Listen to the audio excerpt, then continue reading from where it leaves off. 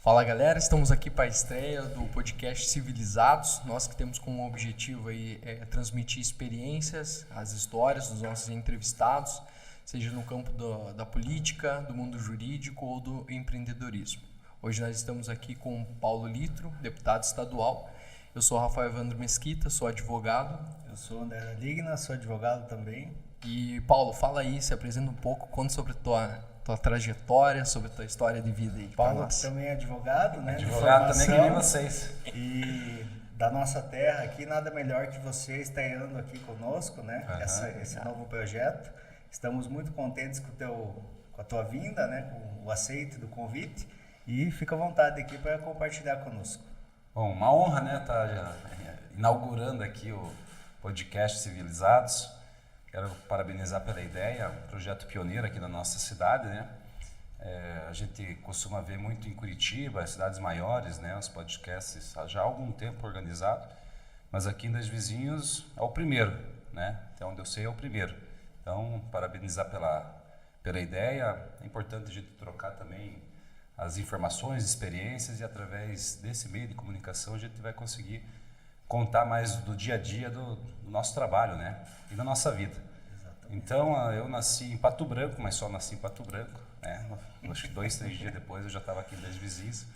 Morava ali no bairro das Torres, o bairro da Luz, perto da antena da rádio. Eu acho que é bairro da Luz ali, né? Fiquei um bom tempo morando ali. Estudava no Regina Mundi. Você chegou a estudar no Regina Mundi? Estudava também, lembro de você no colégio. Depois virou Coppermundi, né? Uns 2 anos pra frente, acho que você é 91? Eu sou 91, isso. Então, aí, 10 anos. Eu estudei até a primeira série ali, foi quando meu pai se elegeu deputado estadual em 98. Aí a gente se mudou para Curitiba. Lá em Curitiba eu morei lá nas Mercês e estudei no Martinos, Colégio Martinos. Depois, em 2002... que foi a candidatura de reeleição do meu pai, a gente resolveu voltar para Dois Vizinhos. Isso no meio do ano de 2002. Então, a gente retornou aqui e meu pai acabou não se reelegendo naquela vez. Fez 36 mil votos, quase dobrou a votação, mas não se reelegeu. E a gente voltou aqui, eu fui estudar na Unicep, primeiro ano da Unicep, do colégio, que hoje já não existe mais. Aí... reencontrei todos os amigos, né? Mesmo quando morava em Curitiba, não deixava de vir aqui, né? Família e tudo, né? Vó.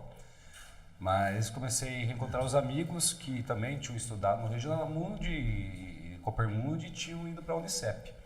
E daí aqui é outro estilo de vida, né? Principalmente para criança é muito bom, né? Porque se cria largada aí nas ruas da cidade e todo mundo se conhece. Na época não tinha celular, então jogava bola na rua. A hora de voltar para casa era quando começava a escurecer, né? Exatamente. E daí fiquei aqui até 2007. 2007. Estudando na Unicep. Na Unicep. Fiquei até o primeiro ano do ensino médio aqui. Morava aqui do lado, inclusive aqui na frente do Chiquinho Despachante. Sim.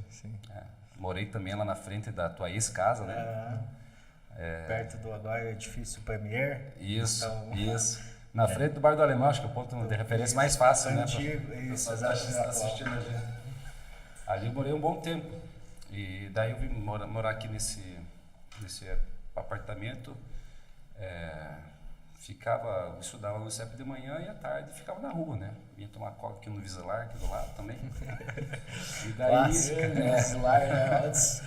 E daí... aquele era o primeiro ano do ensino médio, até os primeiros semestres daquele ano as notas estavam boas, depois começaram a piorar no colégio. Aí meus pais resolveram, acharam melhor a gente retornar para Curitiba, para concluir o ensino médio. Daí fui estudar no Colégio Bom Jesus lá. Terminei o ensino médio, tive muita dificuldade, mas não é recuperação, né, que fala? Exame, né? Sofri lá, tinha que pegar aula particular e tal. Aí terminei o ensino médio, terceirão, e passei em Direito na Universidade Positivo. Como que foi? Pergunta aí. Como que foi essa escolha da graduação? Assim, por que Direito? Eu estava em dúvida se eu faria administração ou Direito. Daí troquei ideia com a minha família, praticamente. Sim. Os Fernandes, quase todos são advogados, quase todos são advogados. O Adão. Isso. E nos coletes, uma parte também tem advogados. Daí, por questão de escolha também, eu já tinha interesse de entrar na política, né? Sempre acompanhando o dia a dia da política, né? Do pai. Aí eu achei melhor fazer o direito mesmo, pela questão de conhecimento de leis, né? De estudar melhor a Constituição. Então já fui pensando nisso. Aí fiz direito na Universidade Positivo. Primeiro semestre também um desastre. Sempre. Parava mais no bar do que essa adaptação é difícil, né? Parava mais no bar do que na sala de aula. Por incrível que pareça, Positivo comprou o bar daí. Viu que tava dando muito lucro, né? Daí eu foquei, falei, não, já pensava, se eu for candidato em 2014, então eu não posso perder um ano, né, de faculdade. Sim. E lá era semestral, eu aprovei umas matérias lá, daí eu me empenhei no segundo semestre, fiz as DP, resolvi tudo e me formei em Direito. Isso foi em que ano, mais ou menos, você lembra? 2009 eu entrei na faculdade e me formei em 2013, é isso, né, 5 anos. Em 2014 tu entrou pra política? 2014 eu disputei a primeira eleição. 2013, daí quando 2013 a gente já estava preparando a nossa questão de pré-candidatura. A minha mãe era deputada, né? Em 2010 ela foi candidata, se elegeu. Aí o meu pai me chamou lá e falou, olha, se você quer ser candidato, você tem que se tornar conhecido, né? A gente tem uma base e tudo, mas você tem que ganhar a confiança dos lideranças, né? Tem todo um trabalho por trás disso, né? E essa conversa, ela já vinha assim desde a tua infância, que você lembra, ou foi mais nesse sempre, momento? Né? Sempre também alimentava, né, a vontade. Então, já tinha esse planejamento. Minha mãe não queria mais saber de política, de estar na linha de frente como deputado. E daí ele me falou, olha, você quer ir para o ramo empresarial ou você quer entrar na política? Uma decisão difícil, né? Com 21 anos. Sim, imagina. Exatamente. 21 anos. Mas como eu já tinha esse gosto, eu falei, não vou perder essa oportunidade, né? Porque com certeza. Já estava vai no saber meio quando eu vou ter ali outra oportunidade, né? Com certeza. E eu falei, não, eu quero entrar. Daí ele falou, então você tem que correr o trecho.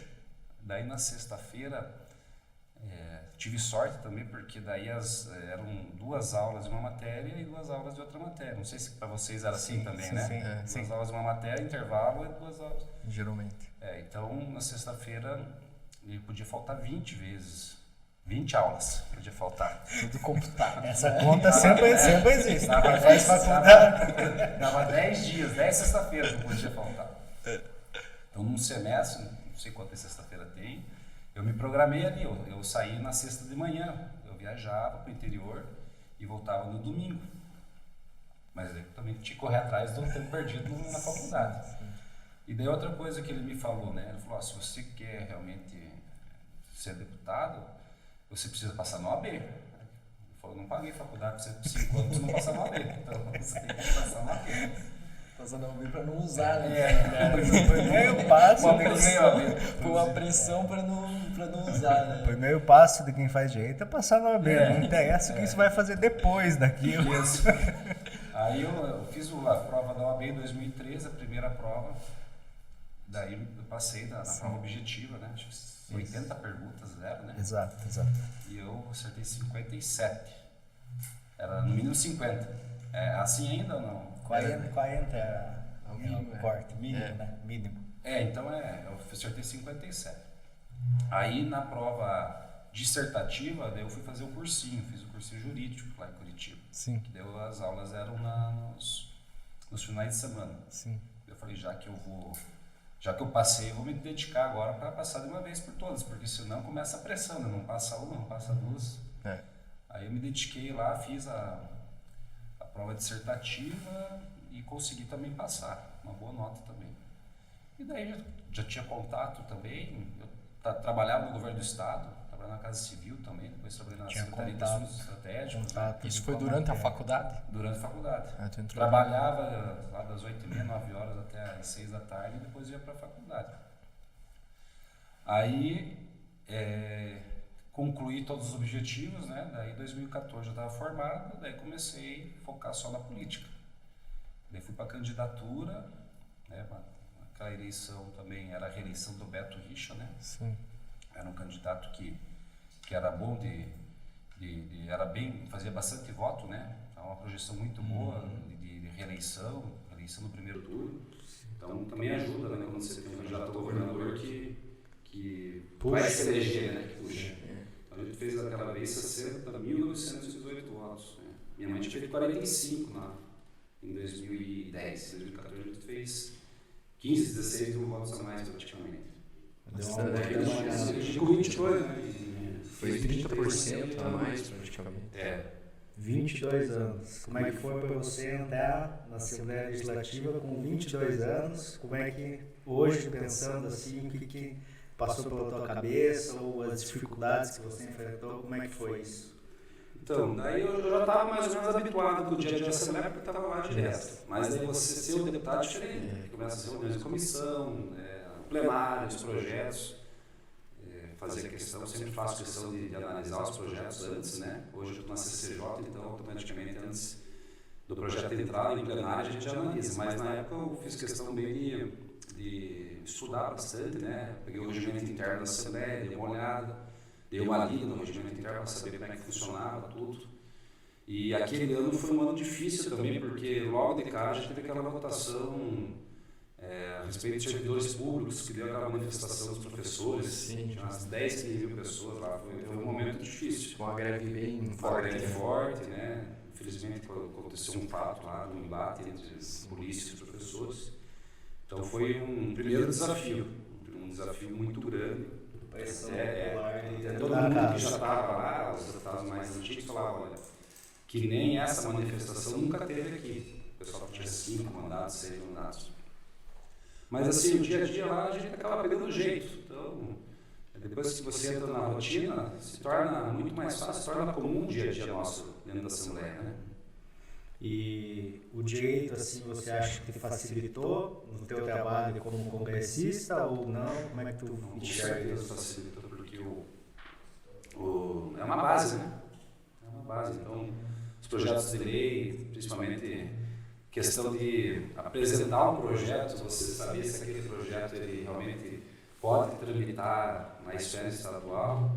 Eu vejo às vezes alguns deputados que entram novos no mandato, eles apresentam os projetos que não juridicamente às vezes se torna inviável, né? Tem que ser ou pela União ou pelo município, não pode ser pelo Estado. Contraria a Constituição, questão de competência, esse tipo de coisa. Então, é uma base muito boa. Você já entra tendo uma base jurídica boa para você apresentar os projetos e analisar também.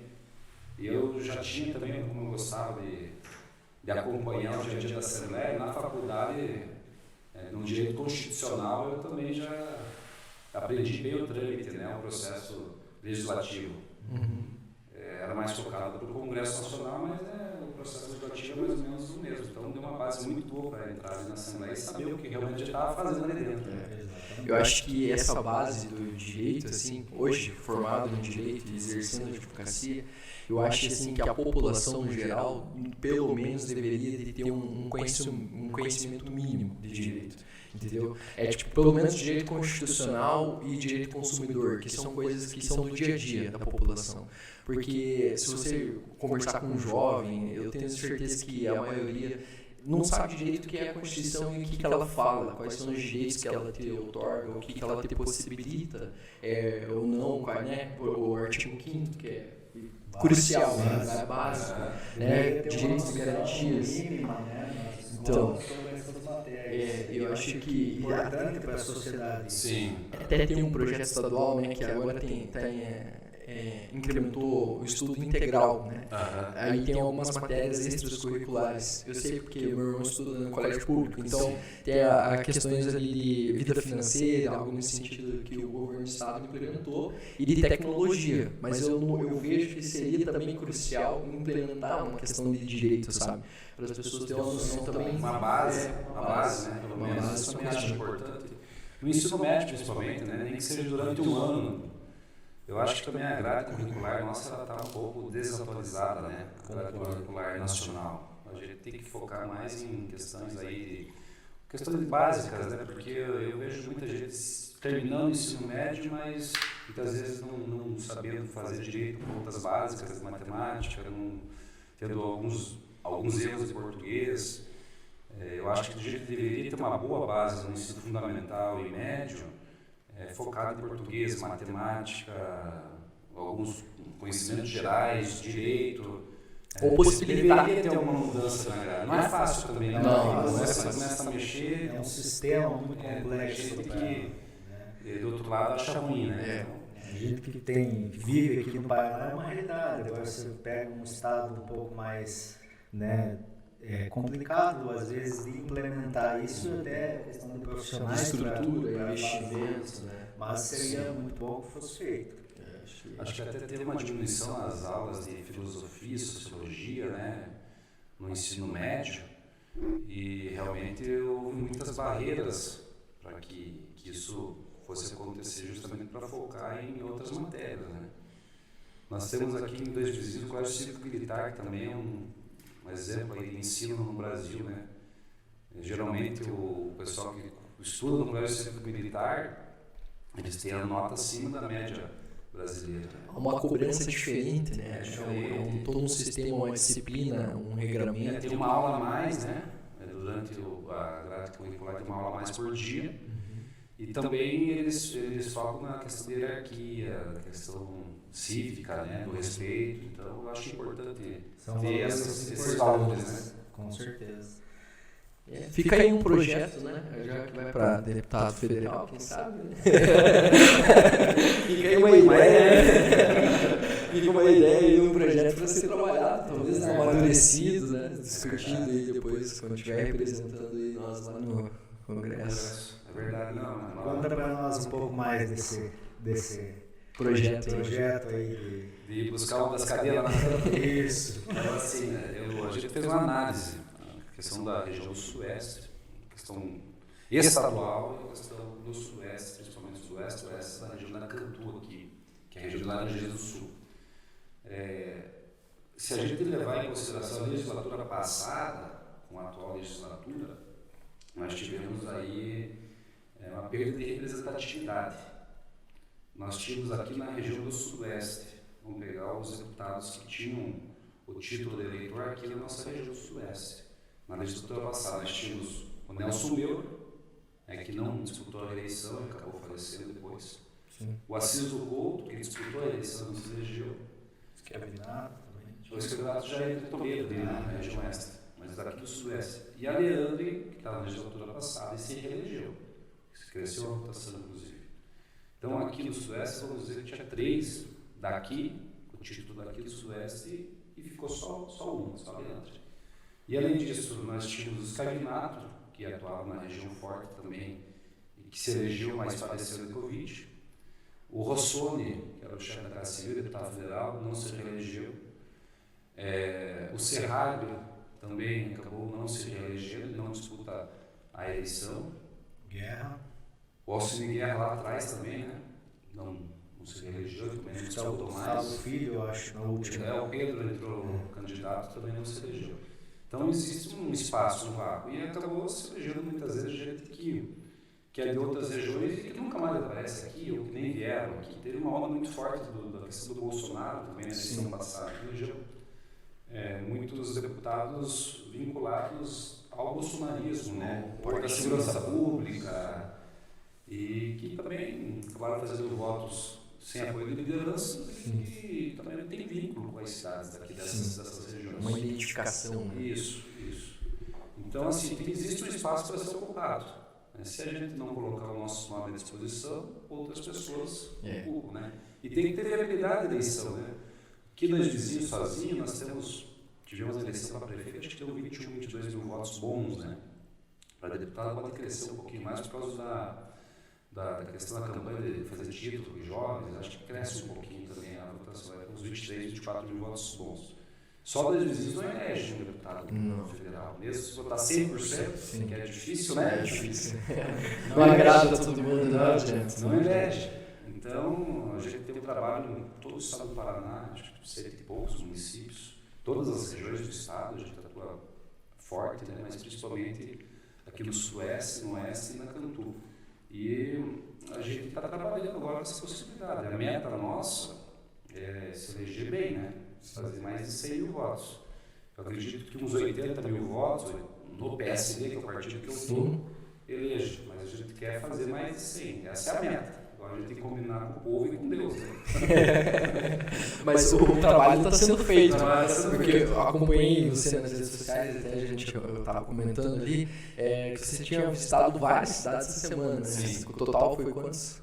16 cidades, então o trabalho está árduo aí, né? Não terminou, tá no podcast, depois eu vou uma grande novanha. Para essa semana é isso ou tem mais alguma coisa para amanhã? Não, amanhã eu tenho uma reunião com o pessoal dos ex-skatistas, que querem uma quadra de skate aqui das vizinhas, o pessoal do Porto Barreira, que vai vir de manhã também aqui, e daí eu volto para Curitiba à tarde. E aí a rotina nesse período tá essas dobra o serviço, né? Na rua e atrás do povo. Além do dia a dia, tem que estar em busca da viabilidade da eleição também, né? Apesar que a gente é pré-candidato, aí tem que deixar bem claro, né? A gente só vai candidato mais da eleição, né? E se a gente falar que é candidato agora, vai levar uma dá problema, né? Pré-candidato aí. Tá trabalhando. Tem que trabalhar as bases, né? Tem que fazer voto do Paraná inteiro e é voto, a gente faz desde 50 votos no município, 100, 200, 300, 500, 1.000, 2.000 e assim que digamos que é a essência, você tem que pulverizar votos em todos os municípios, né? O maior número de municípios possíveis, né? Então é isso que a gente sempre faz e depois tem que você tem que trabalhar por esses municípios, não é só fazer o voto e não aparecer os recursos. A gente faz isso, visita, dá o recurso, participa das festividades, trabalha na Assembleia, porque é ruim, né? Um político ir lá fazer voto e depois nunca mais aparecer no município, né? É chato. Eu voto uma vez, né? Eu sempre teve aqui em Dois Rios esse embate entre, né, vamos chamar assim, dois grupos. Os 15 e os 45. E no passado isso aí às vezes acabou deixando o município um pouco à mercê, mas agora a gente vê, né, que está aí a bola 8 do Sudoeste, como a gente escuta na propaganda. E a gente queria que você contasse um pouco como é que é isso, como é que é ter realmente o prefeito sendo da tua base, né? E como que o trabalho ele vem acontecendo agora nesse Eu acho que o auge da rivalidade, da questão do 15 e 45 foi na época do Lecir, né? Quando o Lecir foi prefeito, né? Depois a gente veio com o Zezinho, ficou um mandato, e depois o Raul ganhou 2 mandatos, né? Eu até senti que em um determinado momento teve aí uma quebra nisso, quando teve um trabalho seu com o Raul, com o prefeito, para a questão do viaduto aqui, foram buscar verbas em uma época com o Hospital Provida. Então ali foi ali, né, realmente sempre tive essa visão também, mas eu comecei a perceber que naquele momento talvez começaram a quebrar um pouco isso, a entender, né? Ali foi uma virada de chave, né? Eu percebia mesmo um cansaço da população com a questão da briga aqui dos vizinhos, né? Com certeza. E isso é da política, não é só aqui, todo o Brasil a gente tem isso, né? Tivemos isso mais forte em Beltrão também, Pato Branco também, mas aqui nos vizinhos ficou muito tempo dessa forma. Então, quando eu me elegi na primeira vez, era o Raul prefeito, né? 14. Era, não, Raul se elegeu em 2012. Então, eu já busquei uma aproximação naquela vez, mas sem sucesso, né? E daí, quando eu... Foi na minha eleição, que acho que foi na minha reeleição, não. Foi na reeleição do Raul. Depois que o Raul se reelegeu, aí ele acabou... Ele até falou, vamos nos desarmar e vamos trabalhar aqui no município. Então, até foi bacana da parte dele isso daí, porque daí a gente conseguiu mostrar um pouco do trabalho aqui no município. A gente buscou os recursos, que diversas ruas foram asfaltadas, né? Mas a gente tinha essa afinidade, digamos, política, mas a gente sabia que não tinha compromisso político com o outro. Né? Sempre foi deixado muito claro isso, a gente estava trabalhando pelo município. E depois eu me reelegi e o Raul me buscou para chamar, que eu sou o representante da cidade. Né? E daí Mas não teve nada assim de inimizade, de agressões através das palavras, né? Sim. Só eles Questão do trabalho. acho que é um erro, né? Porque se a gente tem um deputado aqui, não tem porque escolher outro de outra cidade. Mas enfim, é questão política dele, né? Mas acho que ele conseguiu quebrar naquele momento assim, um pouco dessa barreira. E agora com o Carlinhos ganhando, o Carlinhos é praticamente o irmão do meu pai, né? Sim. Eu me criei junto com o Carlinhos desde pequeno, então conheço bem o jeito do Carlinhos. E eu acho que está fazendo um bom trabalho também, está trabalhando direitinho, tomando cuidado, florida, né? Limpa, que é o básico, né? Que é o mínimo que a gente tem que esperar, é isso aí. E a questão de recursos foi muito melhor quando você tem um alinhamento político, né?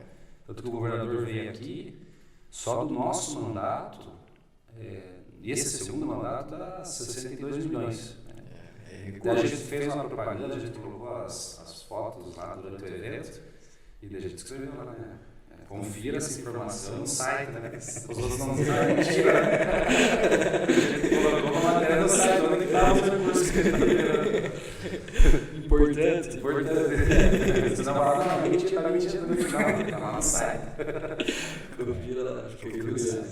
Mas agora é outro momento, os vizinhos estão crescendo, tem tudo para crescer, né? Cidade boa, cidade bonita. Quando o pessoal vem de fora, fala que cidade bonita, né? A gente está acostumado aqui com o dia a dia. E eu acho que ele tem um potencial muito grande, né? 2 universidades, né? Uma faculdade, uma universidade, uma federal, um polo de software, um polo industrial forte, exigimos também, né? Metal mecânica. BRF, né? O polo agrícola muito forte. Uma cidade muito boa para criança, você comentou anteriormente, e também no dia a dia em geral, né? A vida cotidiana. Qualidade de vida, né? Qualidade de vida. Eu aposto que você Tem oportunidades, né? Eu aposto que você deve sentir diferença do teu dia a dia quando está aqui, quando está em Curitiba. Sim. Qualidade de vida, por exemplo, trânsito, né? Sim. Totalmente diferente. Eu gosto mais, se eu pudesse ficar só aqui, eu queria. Porque lá você vai em Curitiba, você se deslocar meia hora para um lugar, meia hora para outro, então um dia passa, você perde muito tempo em trânsito lá. E aqui, você atravessar a cidade 10 minutos, 15 minutos, né? Então rende mais um dia, parece que sobra mais horas no dia de lá, quando você vê que está de noite, você tem que ir para casa, meia hora vai para casa, você vê que outro dia também é uma rotina, né? Outro dia tem que ir para cedo e assim vai. Paulo, aproveitando aqui que a gente também tem uma proposta mais jurídica, né? Mas aproveita a população em geral, que é de interesse deles também. Recentemente a gente teve um projeto por parte das 2 juízas aqui de Doizinhos, que é a Michelle e a Edvângela, procurando junto ao Tribunal de Justiça a criação de uma terceira vara ou algo nesse sentido que venha desafogar, né, o fórum local, pois tem muito volume de processos. A gente sabe que não depende só da Assembleia, né, também faz parte do Tribunal de Justiça nessa proposta. O projeto tem que vir de lá. Isso, mas a gente gostaria de que você compartilhasse aqui conosco a tua opinião, ou contrário ou favorável sobre esse assunto, o que a população pode esperar. Eu sou favorável, a gente teve 2, 3 anos atrás, antes da pandemia, a gente teve lá no Tribunal de Justiça com o Xisto, o presidente era o Xisto. Eu vi essa notícia. Foi bastante associação comercial, acho que foi o Raul na época, as 2 juízas, foi a Juscelane representando a Unicep, enfim, tudo gente digamos assim, com algum cargo de destaque nos seus segmentos, né? Umas 20, 30 pessoas aqui de 2 vizinhos. Mostrando realmente a importância que é isso. Eu acho importante, mas na época a gente não teve sucesso. Aí eu tratei disso ano passado, ano retrasado, eu fiz uma audiência com o desembargador José Laurindo, e até comentei, ele falou, olha, agora a gente está em época de Covid, aí tinha uma legislação, podia criar despesa e tal, né? Uma legislação federal, o governo federal deu dinheiro para os estados e municípios, e em contrapartida não podia criar despesa, né? Algumas despesas. Ele falou, esse ano não dá. Eu acho que é importante a gente retomar isso daí. Agora tem que fazer uma nova audiência, outro desembargador presidente, tem que dar uma conversada. Eu acho que tem viabilidade sim. Inclusive, a gente foi com os vereadores, semana passada, retrasada lá, os vereadores aqui da Justiça estão propondo um título de cidadão honorário para o desembargador. Porque esse prédio aqui da Câmara ele vai ser doado pelo Tribunal de Justiça ao município de Dois Vizinhos. Essa esquina toda aqui onde é a Câmara de Vereadores. Então, os vereadores, como forma de homenagear e agradecimento, está propondo um título de cidadão honorário para o desembargador, e é um assunto que a gente pode reiniciar, né, esse debate. Eu acho que tem viabilidade. Seria muito importante, eu acho.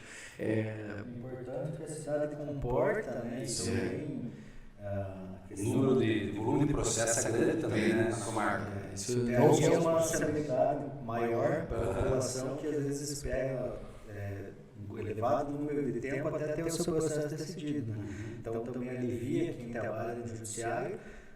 E os jurisdicionados. Que a população geral é um atendimento não só para nós que somos da área jurídica, mas especialmente aquele que tem o seu processo na justiça, tem aí uma celeridade muito maior do caso. A demanda existe, né? A demanda existe. Na época eu não me lembro, mas foi mostrado os números lá de processos que existem aqui tramitando na comarca, e é um número elevado, né? Exatamente.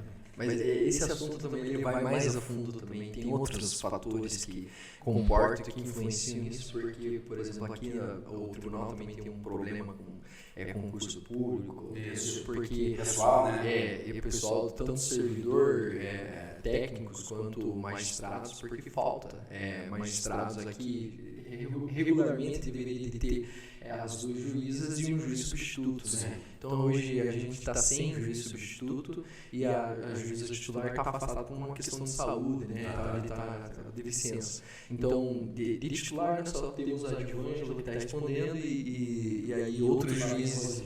Isso, aí o tribunal está designando juízes de outras comarcas que são titulares de outras comarcas para apagar o incêndio, o fogo aqui. Então aí começa a acumular N fatores. Se regularmente já tinha um fluxo de serviço alto, que já comportaria mais, né? Mais uma vaga, talvez, aí designar um juiz substituto ou mais um juiz titular, algo nesse sentido.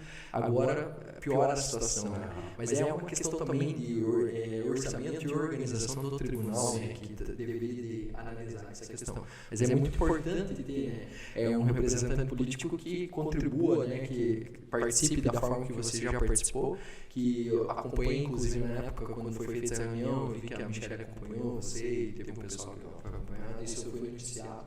E na época eu trabalhava no tribunal. Na época eu trabalhava 20 pessoas daqui, né? Na época eu trabalhava no tribunal, então a gente ficou meio por dentro e acompanhando isso. Eu acho que é bem relevante. É uma coisa que a gente tem que continuar trabalhando lá, porque uma hora acontece, né? Você tem que estar lá mexendo, cutucando lá, que uma hora vai acontecer. Exatamente. E aí, nessa loucura aí do projeto que está trabalhando e nessa rotina louca, como que fica a família, cara? Porque tu tem um neném pequeno, né? Tem esposa lá e tal, em Curitiba, aí... A gente tem que se dividir, então quando eu estou lá, eu estou voltando, como não tem festa no interior, eu não tinha festa no interior, né? Eu acabava voltando no sábado, eu terminava o que tinha que fazer no sábado à noite, eu voltava. E agora, eu estou voltando no domingo, né? Mas eu aproveitava o domingo, segunda, terça e quarta, bem dizer, o meu neném lá. E depois eu pegava a estrada de volta. Mas agora é outro ritmo, né? Eles têm que compreender, eles compreendem, inclusive, né? Auxiliam, porque não é fácil também, né? Ficar longe, para mim e para eles também, né? E daí com o FaceTime agora, com as ligações de vídeo, também a gente consegue matar um pouco mais a saudade. Ajuda. Mas é a função que a gente tá, né? Todo político acaba, não é se distanciando, mas muitos compromissos do dia a dia, eventos, festividades. A gente faz rodas Paraná tudo de carro, né? Então, para vir de Curitiba aqui dá 6 horas. E para você retornar também é mais 6 horas. Então, meio dia para você ir e voltar, né, durante a semana. E eu preferi que eles ficassem lá, porque quando eu estou aqui eu também não paro em casa, né? É viagem para lá, viagem para cá. E daí eu preferi que eles ficassem lá, porque daí eu vou para a Assembleia e volto e fico lá com eles, né? Acaba se dividindo dessa forma. E em relação assim aos projetos, alguma coisa assim a gente acompanha, a gente vê, já vi alguns importantes projetos, principalmente ali tem um projeto ali que você foi relator, que eu acho que é do Tribunal de Justiça, Tribunal de Justiça não, é do TRE, que é em relação a quem participa das eleições, ganha ali a questão da isenção para concurso público, tem aquela doação de... Esse daí foi o projeto que eu propus, né? Você foi ele isenta as taxas do concurso público para os doadores de sangue. Então a gente aproveitou essa questão de muita gente faz concurso aqui no estado do Paraná, né? Um número elevado de pessoas, e em contrapartida faz uma boa ação, né? Que é doar sangue. Não é raro, né? É muito comum a gente ver as campanhas de doações de sangue, ou às vezes aquelas chamadas na imprensa que está faltando sangue no hospital tal. Então a gente conseguiu vincular, foi um projeto bom que teve bastante destaque a nível estadual, e a lei hoje está valendo. Sim. Até esses dias alguém comentou, fui me inscrever lá e lembrei de você, lembrei do teu projeto. E é bom, gostou da gente ouvir isso daí. É bom, né? Mas a parte de projeto, eu devo ter uns 25 projetos aprovados lá. Comenta assim uns... Que viraram leis, né? Sim.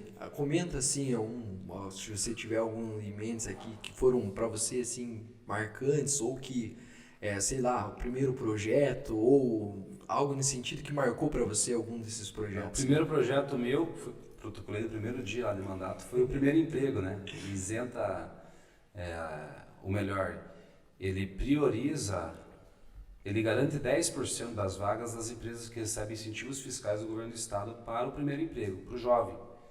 Foi o primeiro projeto que eu aprovei. E também levei um veto, né? Daí consegui derrubar o veto no plenário. O governador vetou na época, o veto Richard. Daí a gente derrubou o veto em plenário, claro, com concordância da própria Casa Civil daquela época. Mas a gente teve esse projeto da doação de sangue muito interessante, esse projeto do primeiro emprego, o projeto também que a gente fez uma alteração no Estatuto da Pessoa com Deficiência, que garante a dupla matrícula para o aluno com síndrome de Down. Porque os pais ou conseguem matricular ou na PAI, na época, né? Ou no colégio regular. E a gente fez a alteração lá para conseguir nos dois. Para garantir para os dois. Uma inserção na sociedade. Sim, inclusive foi uma sugestão aqui de um vereador de São João, que tem uma filha com síndrome de Down, Marcelo. Não é mais vereador, mas na época era.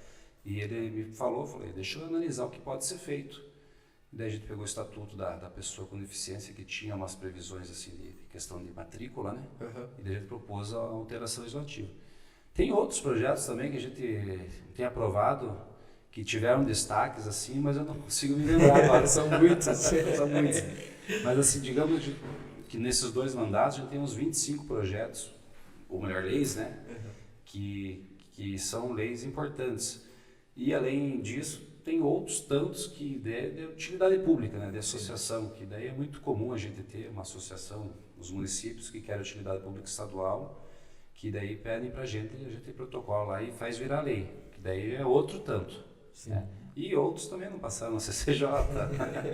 Acontece. Você vê outro veto, né? Não conseguiu derrubar. Falando em veto, assim, queria que você comentasse. Acontece muito assim na Assembleia, você sentiu algum momento que existe essa questão por conta da base política, o cara não fui com a cara do teu, não por conta do projeto, mas por conta de você ou da base política. Questão política?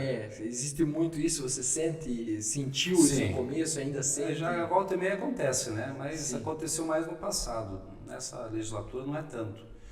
Geralmente o projeto, digamos assim, que não se tem interesse em tramitar, na CCJ ele já para.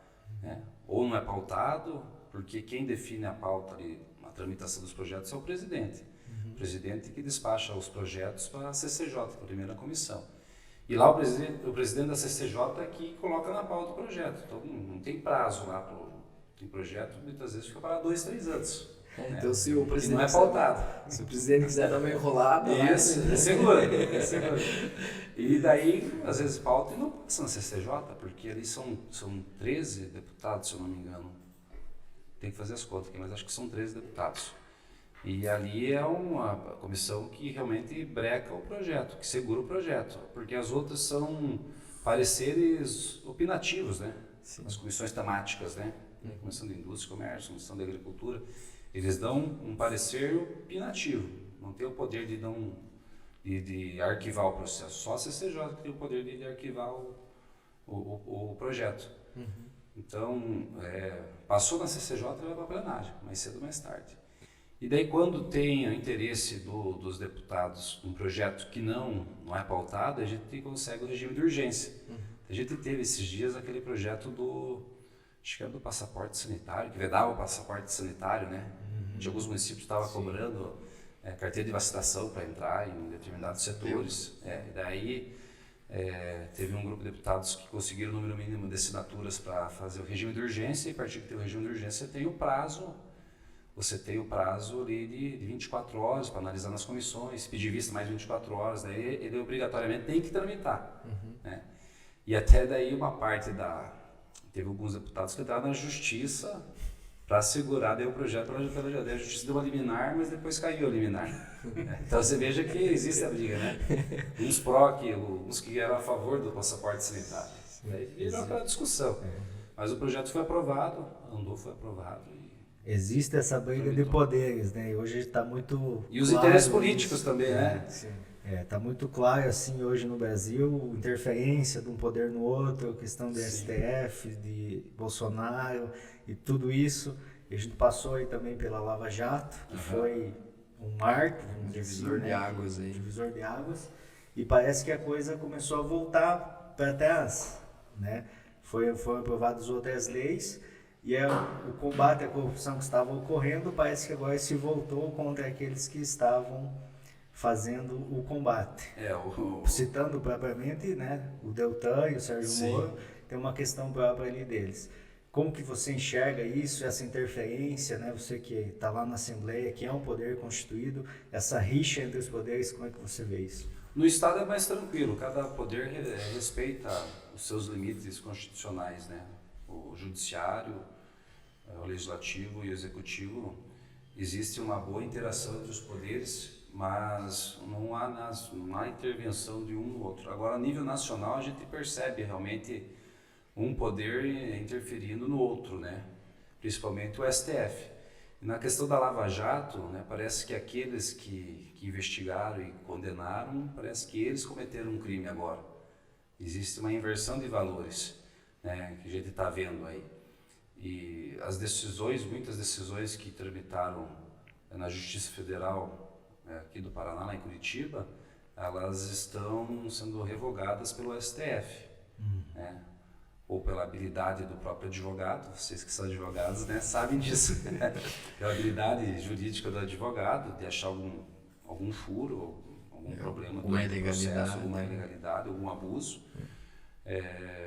Que nem sempre é acolhido, né? Que nem sempre é acolhido, às vezes o pessoal faz... direito de contestar, né? Os caras fazem vista grossa aí, às vezes, passam um pano com uma legalidade para segurar a decisão ali condenatória e autora.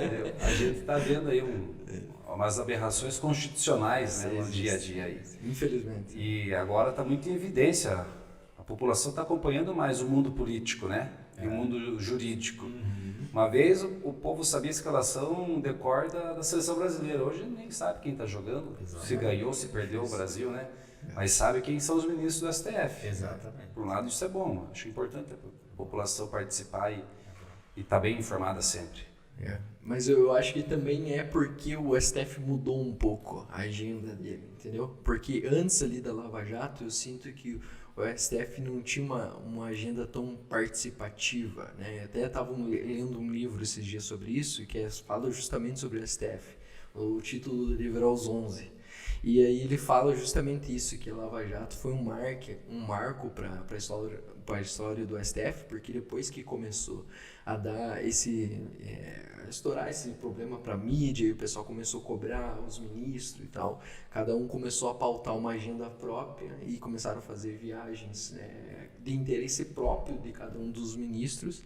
E aí os autores dos livros, os autores do livro, que são um é jornalista e outro é advogado, que acompanha, né, as decisões do STF e tal, que acompanham o STF há 10 anos mais ou menos, começaram a falar que eles começaram a ter agendas próprias e atuar com base nos interesses deles. Então criou-se até uma certa animosidade entre eles ali depois, porque daí com a morte do Teori Zavascki lá, alguém ia ter que assumir a bucha, aí começaram a jogar um pro outro. Então também teve essa questão, né, da Lava Jato, a participação, a divulgação em massa na mídia. Então eles passaram a adotar meio que um comportamento individual ali, cada um, e talvez é por isso que entraram até um nessa... pouco antes também, com o Joaquim Barbosa, na época do Mensalão, teve um destaque, mas ficou muito mais em evidência a partir da Lava Jato. Porque na época do Joaquim, o que mais tinha de mídia, de canal de comunicação era a televisão e a rádio. Então o pessoal assistia ali o Jornal Nacional, de noite ali, que passava era aquilo. Hoje hoje tá aqui, né? Tá no social, celular. né? WhatsApp, então, Instagram, Facebook, né? O cara pega um vídeo de 1 minuto do ministro falando e faz um comentário em cima ali e a coisa vai se divulgando, vai se alastrando. Então, acaba... A velocidade da informação hoje é muito elevada e a mídia independente está muito mais fortalecida do que os veículos tradicionais. Sim. Informação boa e informação falsa também, né? Tem os dois. Tem os dois, né? Na pandemia a gente viu muita fake news, né? Muita desinformação sendo compartilhada, né? E isso acaba confundindo as pessoas e prejudicando também, né? A boa informação. Mas é isso daí, a gente tem agora o WhatsApp principalmente, que é um canal de comunicação muito forte. E as pessoas estão buscando mais informações pelas redes sociais, né? Não somente pelo site de notícia, não somente pela televisão. Eu acho que todos nós seguimos algumas plataformas jornalísticas das redes sociais, né? A gente acaba se informando pela rede social. Exatamente.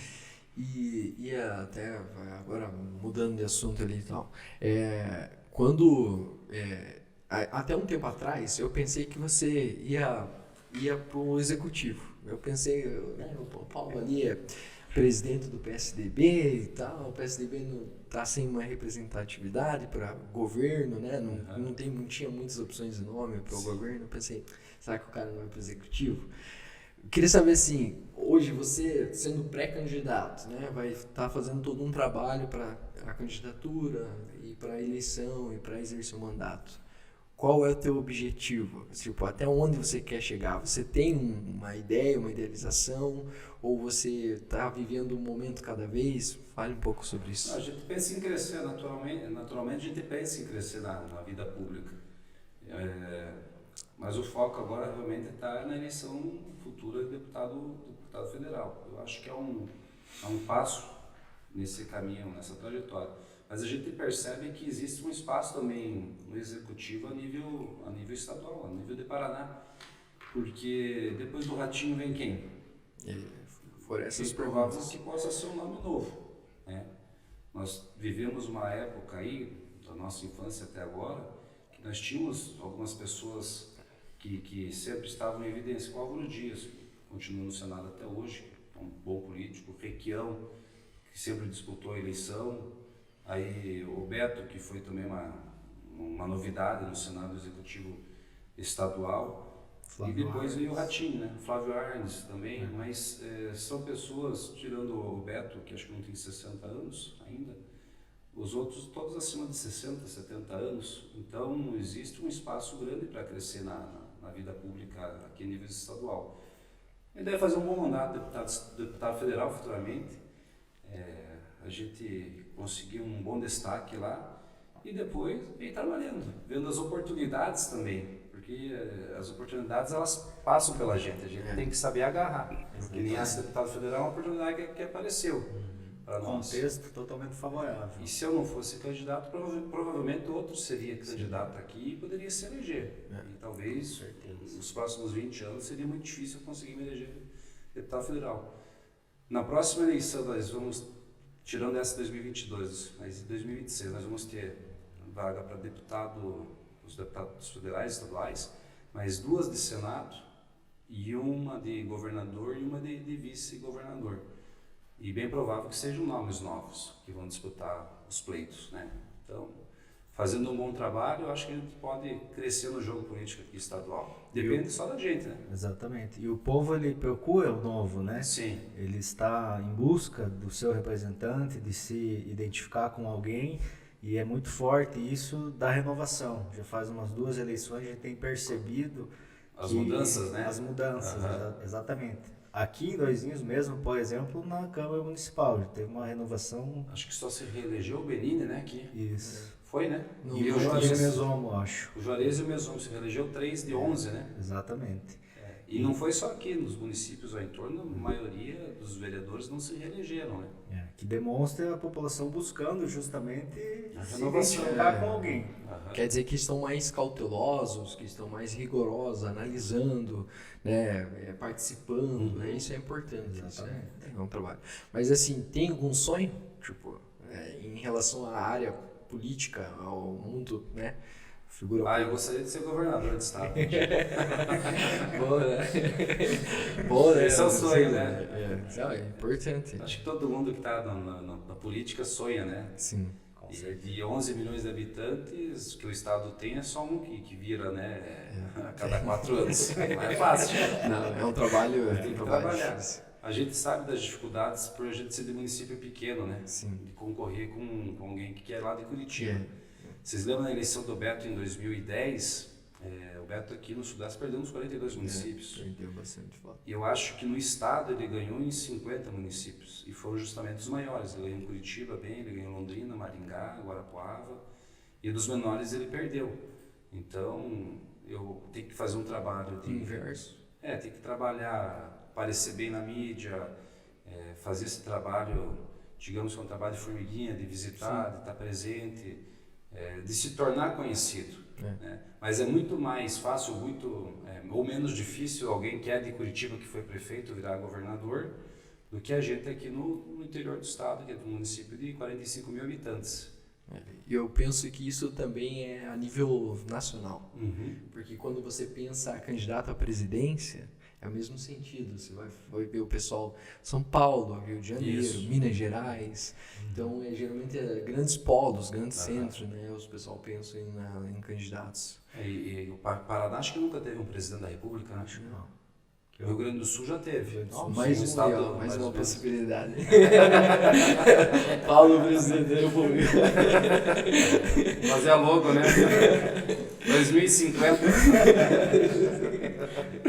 Tudo é possível, né? É bem isso. O nosso Sul aí anda meio esquecido da questão política a nível nacional, né? Eu acho que o Ratinho pode ser um nome que pode despontar para presidente da República futuramente. Porque também depois do Bolsonaro, se o Bolsonaro se reeleger, vem quem? Eu não acho que o Lula disputa essa. Também há uma carência de nomes a nível nacional, se também for tem essa pensar. carência. E o Ratinho, ele é um nome conhecido, né?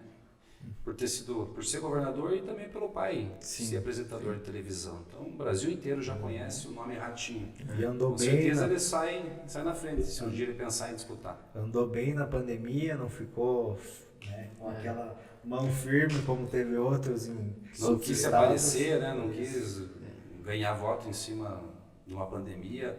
Deu condições para o secretário fazer o seu trabalho, para os secretários fazer o seu trabalho. Conduziu bem a pandemia. Teve uma boa gestão ali. Teve uma boa gestão, fez o que podia fazer, né? Abriu leitos de UTI. A gente abriu aqui também 10 leitos aqui no Provida durante a pandemia. Então, eu acho que ele fez um bom trabalho. Ele fez o que tinha que ter sido feito. Nenhum caso de corrupção. Nós vimos os governadores se enrolando aí, comprando respirador superfaturado, medicamento superfaturado. Comprando respirador, lógico que não vê de respirador, né? É complicado. E ele não teve nenhum caso de corrupção. Então, o saldo, apesar das mortes, o saldo, digamos, político para ele foi positivo. Sim, né? Interessante. E aí, tem alguma história que você quer contar para nós que te marcou nessa carreira política? Algo nesse, tipo que Tem tem... tantos, agora não consigo lembrar. Alguma memória de infância, assim, político do Paraná, que você estava junto lá, de repente, com seu pai?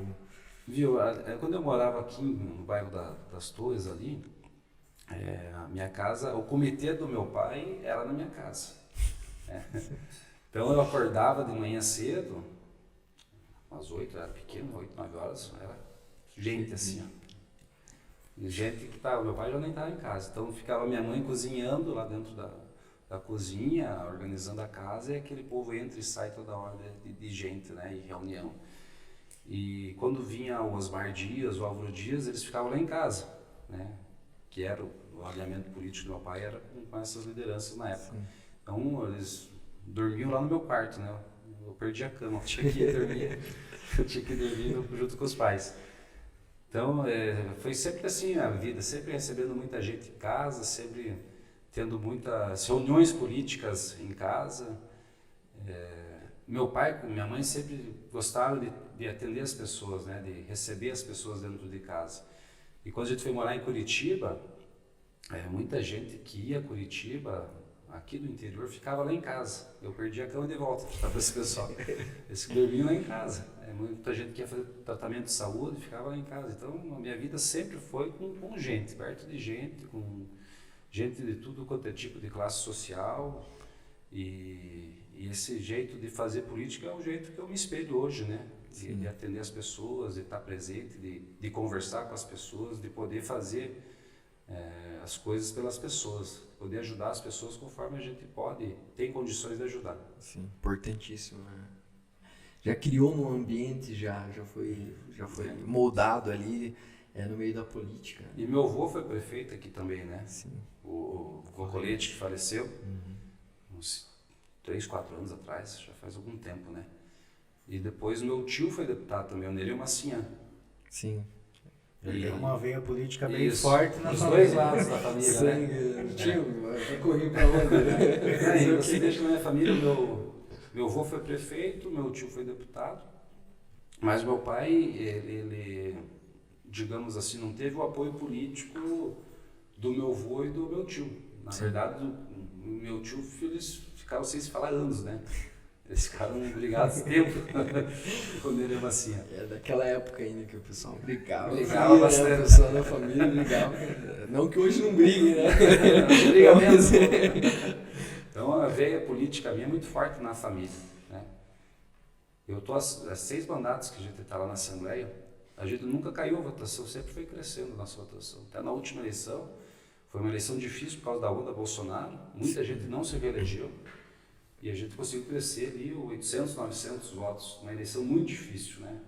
Teve alguns fatos políticos eleitorais durante a eleição que não me ajudaram, né? Sim. Nós tivemos uma prisão do Beto Richa no meio da campanha, que eu achei aquela época foi pesado. Na minha opinião, ele é ilegal também, Sim. não tinha motivo de prender ele durante Naquele período momento eleitoral, não tinha, porque né, não estava fugindo, estava se escondendo, o cara era candidato. Sim. Foi até um ativismo político, na minha opinião, naquele momento, do judiciário. Sim.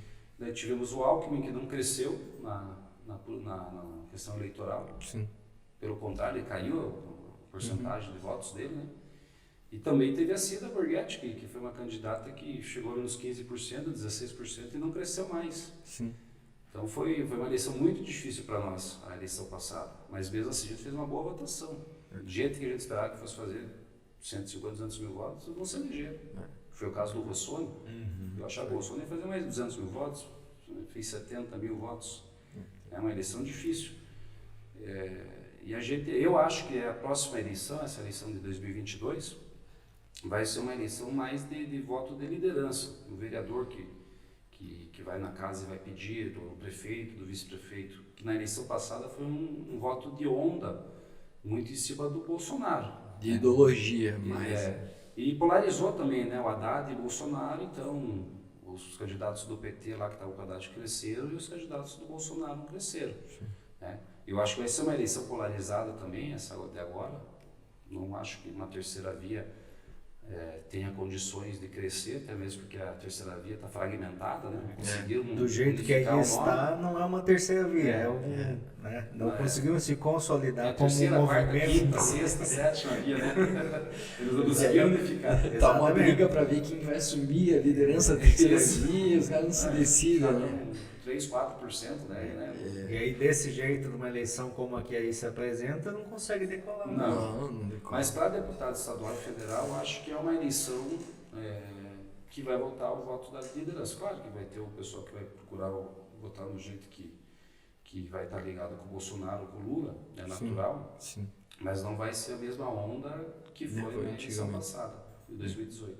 Eu acredito isso, é o que eu estou sentindo por onde eu estou passando. E é melhor que fosse assim, né? Porque às vezes o pessoal acaba se precipitando, não vai analisando, vai nessa onda aí da extrema direita ou extrema esquerda, esquece de analisar outras questões, né? Outras que não se resume só a isso, né? A gente não pode se resumir só a questão extrema direita, vou fechar meus olhos aqui, vou votar para esse cara, não importa o que ele não fez ou já fez, ou, né? Às todos vezes os assuntos importantes ficam deixados de lado, as reformas que projetos e etc. É uma onda meio mundial isso de focar em um lado só. O pessoal tem isso bem forte, né? De se polarizar só de uma maneira e às vezes deixar de discutir os assuntos que são importantes. Mas nos Estados Unidos foi assim, né? A gente assistiu a eleição deles, também foi bem polarizada, né? E é o que me causa estranheza, porque assim, cara, com acesso à informação, com acesso que você tá ali, né, com a facilidade que você tem, isso era para ser o contrário, era para ter uma facilidade das pessoas, né? Eu ver a informação, ver as pessoas falando, dialogando, debatendo, falando sobre o projeto, falando sobre o assunto mesmo, né? Não falar, não, porque, né? Vamos discutir extrema-direita, vamos discutir extrema-esquerda. Você fala que não gosta do Bolsonaro, já é PT. Não, você é petista, seu petista. Tá assim. Tá assim. Esse estilo. Então, tipo, as pessoas esquecem. Não vota no Lula é fascista, né? Eles esquecem de debater ideia. E eu acho que o acesso à informação, né, a facilidade da tecnologia deveria de contribuir para essas coisas. Mas parece que piorou. Porque Mas aí que tá, a desinformação muitas vezes ela tá vencendo nesse processo aí. É complicado. Porque tem gente que quer acreditar naquilo que ela quer acreditar. Ela recebe aquela informação Errado, e às vezes é errada, é falsa, e não, recebi isso aqui. É isso aqui que é verdade. E não é, né? Se tá na internet é verdade. mas tem isso aí mesmo. Né? O povo, ele quer escutar só o que ele acredita, ele não quer escutar a opinião contrária. Então isso não contribui para o crescimento do nosso país e às vezes até cria uma tese. Isso fica uma discussão que não leva a nada no final das contas, né? Não leva a nada. Não leva a nada, só leva a criar inimizade. Exatamente. Né? Exatamente. Fato. E aí? Quanto tempo? Quanto tempo? 1 hora? Tá. Depois nós corta essa parte. É você que vai ficar fazendo. O cara se ofereceu. Mais algo aí, Paulo? Quer.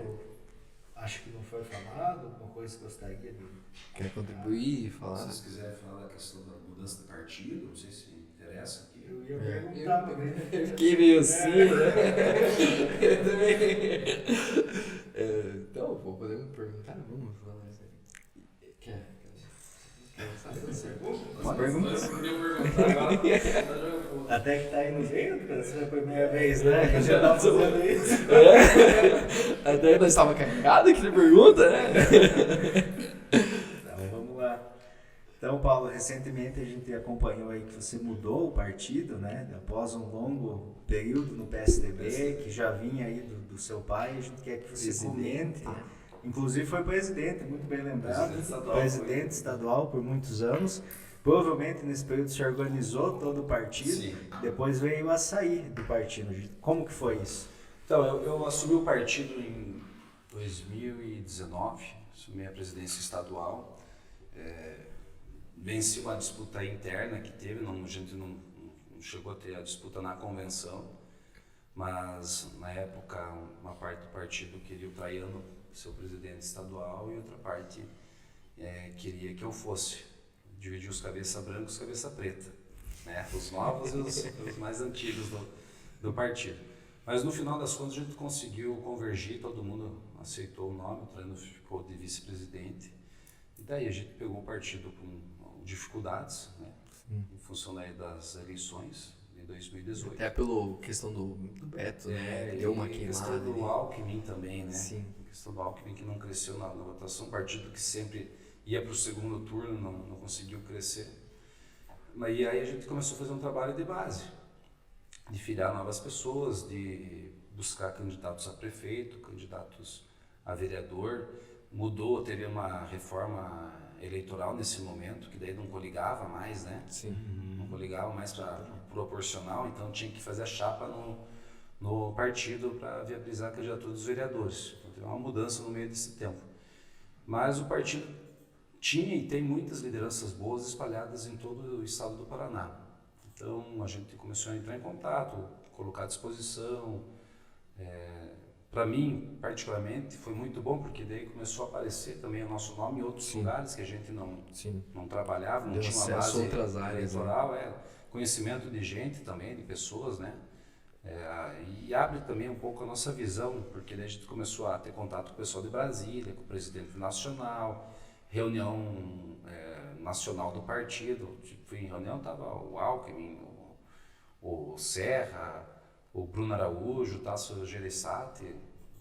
Interessante, as pessoas que a gente sempre via na televisão, a gente está lá reunindo e discutindo e decidindo junto com eles, né? Abre um network com os caras maiores, né? Isso contribui. E eu ia para lá, e não com frequência, mas volta e meia eu tinha que estar lá para resolver as questões partidárias, e também já fui pegando o gosto lá de Brasília, né? Sim, conhecendo um pouquinho. E aí o que aconteceu?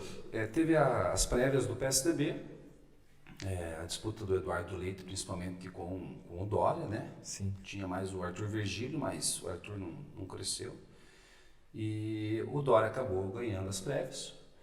E o Dória começou a organizar o partido nacionalmente porque ele precisava de palanque eleitoral nos estados. Sim. E aqui no estado a gente estava trabalhando justamente para o partido coligar com o Ratinho.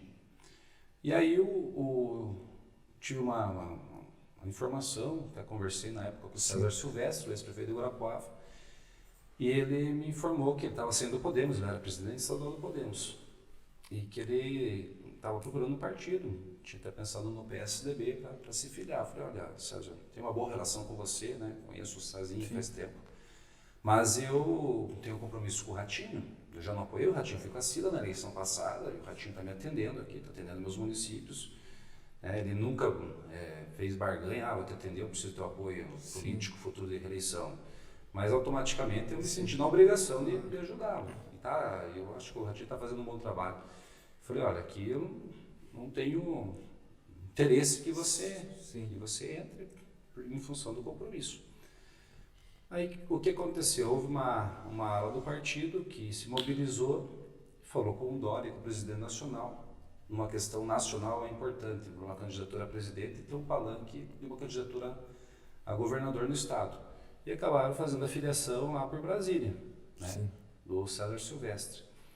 E a partir do momento eu já sabia de toda a articulação, já tinha informado que eu não fazia parte, que não tinha interesse.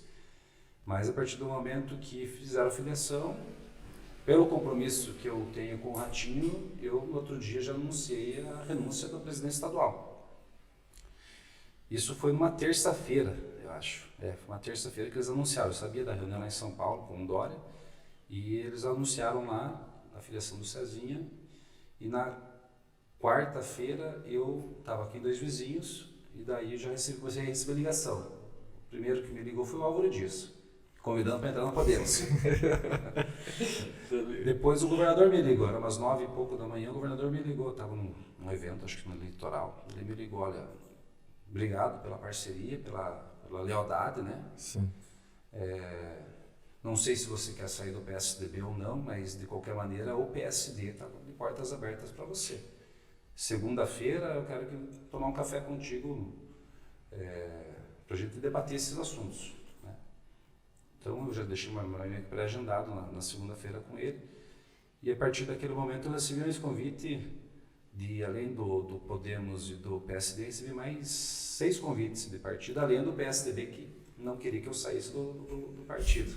Né? Inclusive falaram, a gente te libera para você apoiar o Ratinho, mas você fica afiliado aqui no PSDB. Eu falei, não tenho interesse, fico na contramão. Sim. E aí acho que faltava um mês aí para a abertura da janela partidária. Aí eu recebi o convite do PL, do PP, do PROS, do Republicanos, outros partidos que eu não me recordo agora. Esquece, vai ter estourado, né?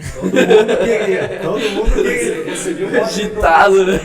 O cara tá agitado. Eu fiquei preocupado, falei, pra onde que eu vou agora? Será que eu vou me aceitar em algum lugar? Vou fazer um sorteio aí. Mas aí eu conversei com o Ratinho e além da afinidade que eu tenho com ele, da amizade, eu vi também a oportunidade eleitoral, né? Política eleitoral. Sim. Vi os nomes que estavam nas chapas, né? E olha que engraçado isso daqui. Eu fui ver, como tinha janela partidária, você ia falar com os presidentes do partido, né? eu recebi da União Brasil também, lá com o Francisquini, que é meu amigo, inclusive. A gente ia ver as chapas eleitorais e tinha as pessoas que estavam procurando partido, né? Os candidatos a deputado estadual e federal. Tinha nome de candidatos que apareciam em todas as listas. Então, essa aqui está fechada já. A gente ia no outro partido, essa aqui está fechada com a gente. É os mesmos nomes. Não falava nada, só olhava, né? Eu mudava o currículo. Daí eu defini entrar no PSD. Meu pai foi fundador do PSD, 34 anos. Sim, é uma história muito longa. E eu me filiei em 2011, também nunca tinha saído participei do movimento estudantil e também da juventude partidária. E não estava nos planos realmente de sair, mas as coisas acontecem como elas devem acontecer, né? Aí saí, estou no PSD, também tem a questão ideológica partidária, né? O PSD é o Partido Social Democrático, né? E o PSDB também, a questão ideológica são parecidas, sim. Né? Eu me considero um social-democrata, então a questão ideológica partidária também eu levei em consideração para entrar no PSD. E estou lá, hoje nós temos a maior bancada na Assembleia, 17 deputados estaduais, ou 18, e tem acho que 6 ou 7 deputados federais. E a ideia é, no mínimo, manter o número dessas cadeiras, né? Mas quando você estava lá no PSDB, quando você estava na presidência e fazendo todo esse trabalho de base que você explicou, a tua ideia era você estava se preparando para governo ou você já tinha essa ideia pro federal? A gente tinha um partido formado, tinha uns 280 municípios com provisória ativa do partido. Com essa questão da reforma eleitoral, muitos partidos acabaram ficando inativos dos municípios, porque ele formou chapa naquele 2, 3 partidos e os outros ficaram inativos. Então nós tínhamos 280 provisórias ativas. E das 280 eu tinha indicado lá no PSDB 200 e pouco. Depois era o Traiano e o Michele. Então praticamente o partido, a maioria estava fechado comigo, digamos, né? Até se fosse precisar bater chapa numa convenção, nós poderíamos disputar com uma chance boa para ganhar. Mas não era esse o objetivo, né? Sim. E claro, quando você tem um partido... É mais fácil, né? Que você está na presidência, é mais fácil de você buscar um objetivo. De crescer na questão política, de buscar uma vice, ou buscar uma candidatura a Senado futuramente, ou até mesmo governador. Mas agora muda o cenário. Muda. E com a reforma eleitoral lá de trás, acho que vai sobrar 10 partidos no Brasil, até 2030, né? Porque se o partido lá não atinge o mínimo de cadeira no Congresso Nacional, na Câmara, ele perde a questão do fundo eleitoral, né? Ele vai perdendo o repasse financeiro do fundo eleitoral. Então, automaticamente, os partidos vão acabar diminuindo. Vai inviabilizando a atuação deles. Porque eu tenho o custo lá do aluguel, da sede do partido, dos funcionários do partido. E se o cara não tem esse fundo, como é que vai pagar a despesa, né? Diária, mensal? Então, automaticamente vai diminuir os partidos.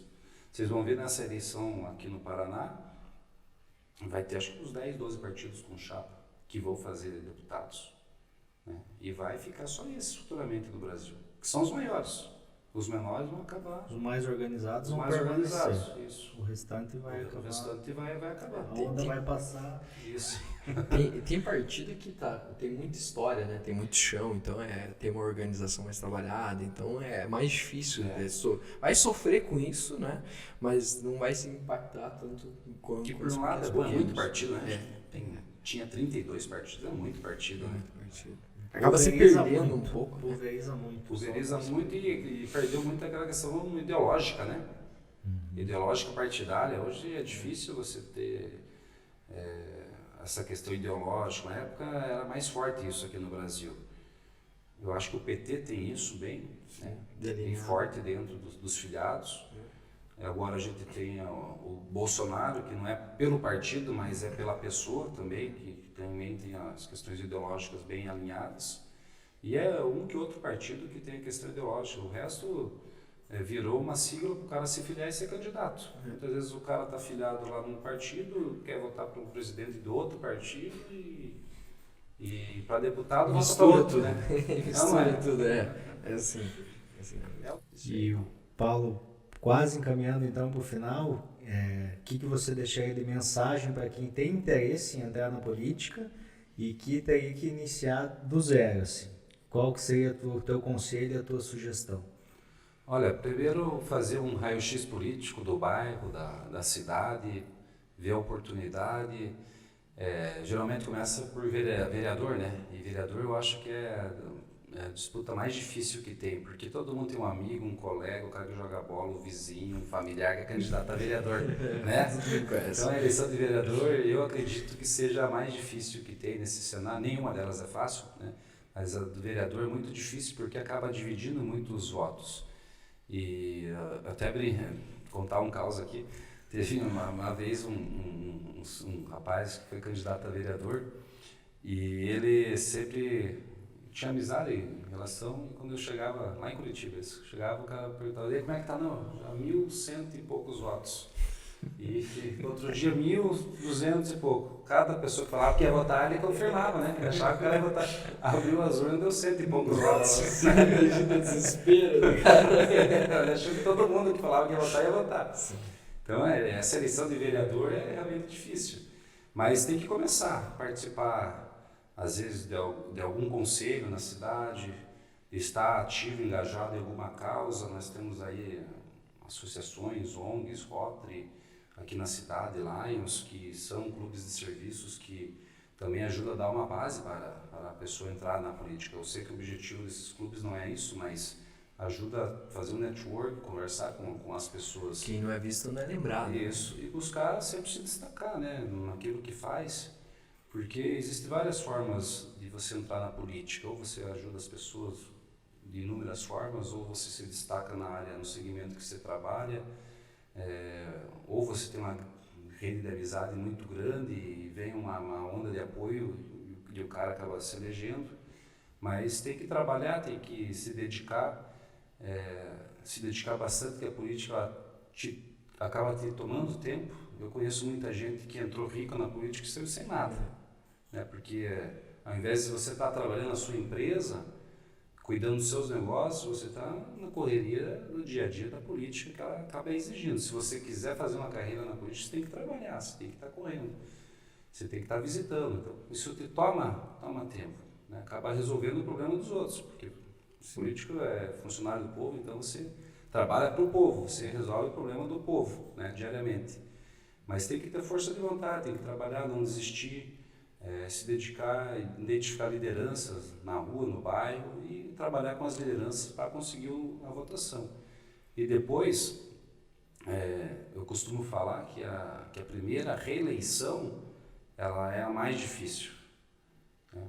Porque muitas vezes pode entrar lá, acontece uma onda, você entra na política e você se elege. Agora, se reeleger, você tem que mostrar o que você fez para o povo. A primeira reeleição é mais difícil. Já as outras eleições, elas acabam se tornando menos difíceis, porque daí você continua no ritmo, né, de trabalho. Você acaba trabalhando cada vez mais e acaba abrindo o leque de pessoas, de lideranças no estado ou na comunidade.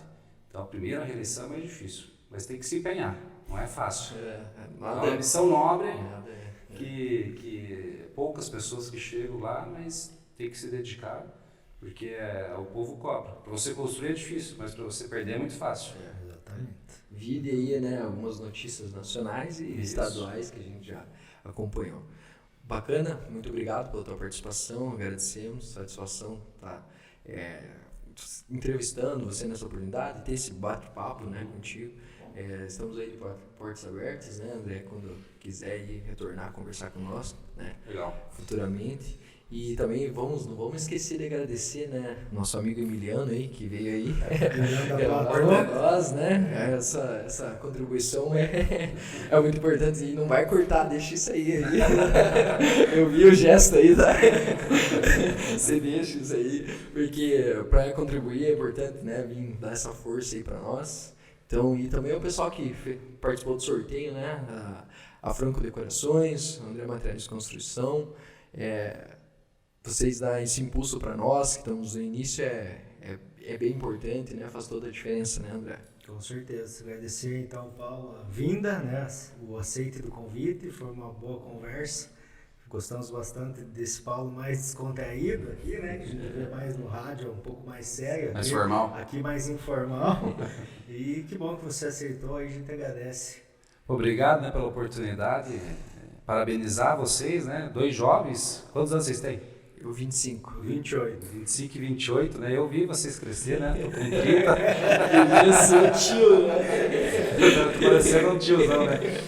Mas é verdade, você eu vi crescer, né? Nossos pais são amigos e você desde pequeno estudando junto e também fomos vizinhos. E o Emiliano também, né? A gente se criou tudo meio junto aqui, apesar de um pouco de diferença de idade, a gente se criou tudo junto aqui na nossa cidade. Legal, bacana ver vocês daqui fazendo um programa, podcast que vai levar informação, que busca realmente esse papo mais descontraído, mais informal, e acho que através de boas conversas você acaba expondo muitas coisas que as pessoas não sabem do nosso dia a dia. Então, parabenizo a vocês, obrigado pela oportunidade, sinto honrado de ter sido o primeiro aqui. Já tô na história já do podcast, né? Com certeza. Já estou na história. E deixar sempre à disposição o nosso gabinete lá na Assembleia, para toda a população de Dois Vizinhos. Nós temos lá 54 cadeiras na Assembleia, né? Curitiba leva umas 5, 6, Londrina leva 3, 4, Cascavel nós temos uma daqui na nossa cidade, né? Eu acho importante, independente de ser eu ou qualquer outra pessoa, acho que é importante a gente levar em consideração isso, né?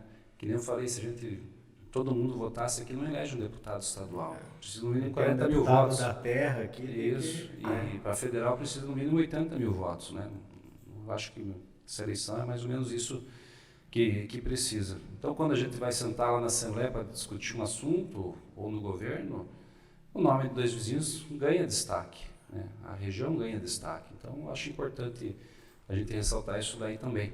Então, obrigado pela oportunidade, estamos sempre à disposição. Quer colocar, Paulo, para o pessoal, como é que eles te encontram nas redes sociais? Quer deixar o teu... Paulo Litro no Instagram e Paulo Litro no Facebook, acha a gente. E aí no meu Twitter é Paulo Litro 45, tem que mudar agora. Então é isso. Pessoal, curta, compartilhe aí com seus amigos, acompanhe nós nas redes sociais, já temos aí confirmados aí para as próximas entrevistas a doutora Michele Franzoni, né, que é juiz aqui da comarca, e no passar aí dos dias da semana, a partir da estreia, nós vamos ir compartilhando a nossa agenda aí dos confirmados. Valeu, abraço. Até a próxima.